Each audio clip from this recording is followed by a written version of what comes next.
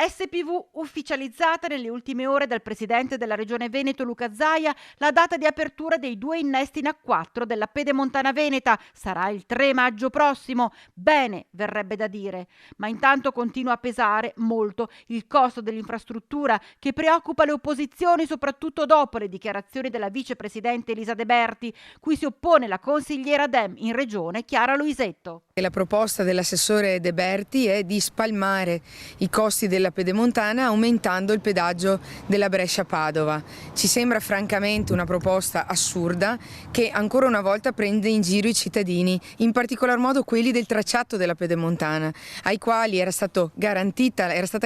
la gratuità del pedaggio, poi erano state garantite delle riduzioni e ora sembra che il modo per scaricare i costi di questa superstrada costosissima, che ai veneti sta costando e costerà molte centinaia di milioni di euro, finiscano per essere spalmati su un'altra autostrada e ricadano comunque e sempre sui cittadini e le cittadine di questa regione. E per 39 anni il Veneto pagherà al concessionario un canone pesantissimo, un canone che il presidente Zaia e la giunta ritiene verrà corrisposto dai pedaggi e dai ticket, ma con pedaggi e ticket così alti e così costosi pochissimi cittadini e cittadine si potranno permettere questa superstrada e certamente non è la soluzione spalmarne i costi su un'altra arteria, è veramente prendere in giro il Veneto. Quello che ci sembra, che quello che questa ennesima proposta sembra essere, un trascinamento verso la fine di questo mandato, poiché dovrebbe avere effetti dal 2027, quando tutti i responsabili saranno spariti, a imprese e cittadini non resterà che pagare.